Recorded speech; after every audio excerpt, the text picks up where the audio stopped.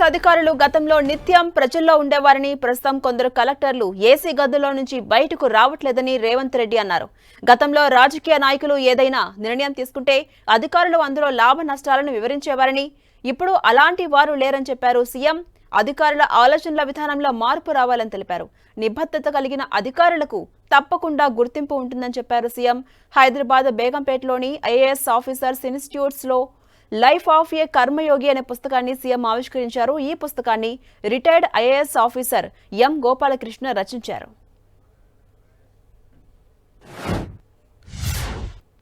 గతంలో అధికారులు చాలామంది సరే 10-15% హియర్ అండ్ దేర్ ఉంటారు. 70-80% అధికారులు రాజకీయ నాయకులు ఏదైనా అంశాలు ప్రస్తావించినప్పుడు అందులో ఉండే లోతుపాతులు, లేకపోతే అది చేయడం వల్ల జరిగే నష్టాన్ని, లేకపోతే చట్టవిరుద్ధంగా రేపు ఏ విధంగా సమస్య అవుతుందో వివరించేవాళ్ళు.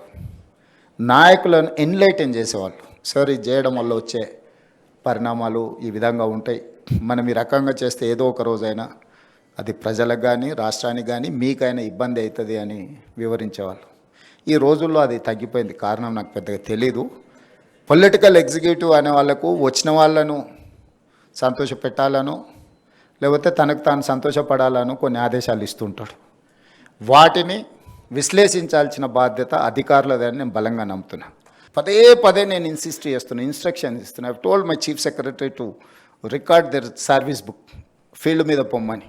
అసలు ఏసీ రూముల్లో నుంచి బయటకు వెళ్ళడానికి హెసిటేట్ చేస్తున్నారు ఆఫీసర్లు. మరి నాకు తెలియదు, మరి ఏసీ అనేది ఏమన్నా జబ్బేమో. ప్రజల దగ్గరికి వెళ్ళినప్పుడు అంటే ఒక ఐఏఎస్ కానీ ఐపీఎస్ కానీ డిస్ట్రిక్ట్స్ను హోల్డ్ చేసినప్పుడు వచ్చిన ఎక్స్పీరియన్సే రిచ్ ఎక్స్పీరియన్స్.